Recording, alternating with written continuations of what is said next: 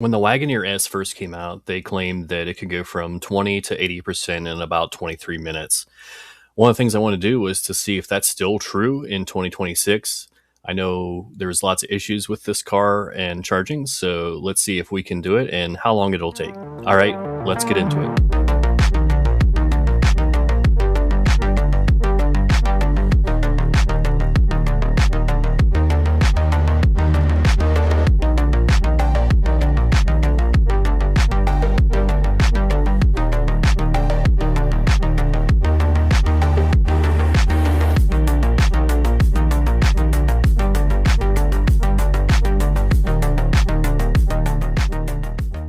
Back in 2024, Jeep made a big promise for the Wagoneer S, 20 to 80% in just 23 minutes.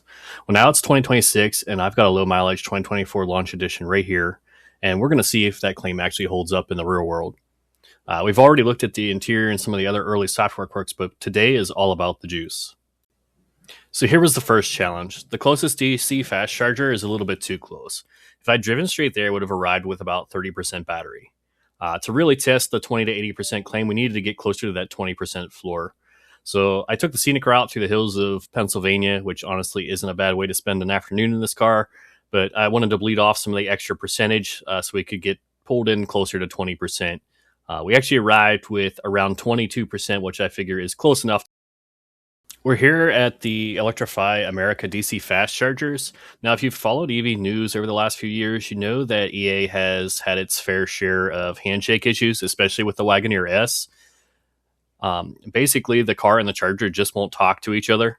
But check this out. I plugged it in, selected the charger in the app, and it started almost instantly. That's a massive improvement over the headaches we used to see.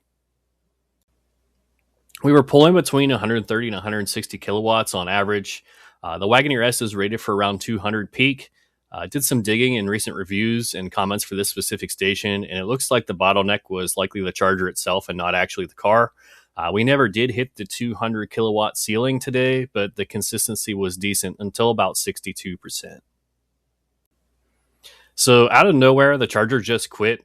It acted like I had hit 80%. It just shut off, said thank you for charging, even though the car was only sitting at 62%.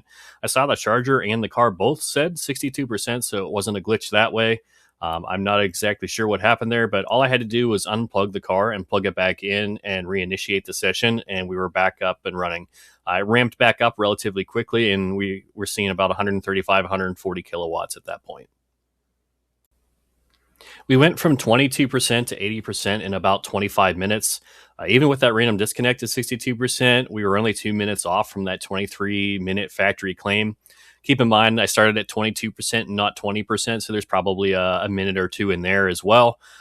If the charger hadn't tripped up and I had really pulled in at 20%, if I was getting that peak 200 kilowatts or even closer, like 180, a little bit faster than what this charger was allowing me to get, I think we would have nailed that 23 minutes or even beaten it.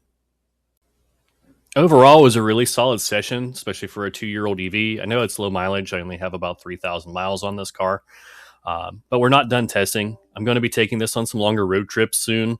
We'll see if we can hit that 23-minute mark at different locations. We're also going to try out some Tesla superchargers now that the network is open to us and kind of see if that has any difference or if that's faster or maybe it's even slower. I'm not sure. We'll find out.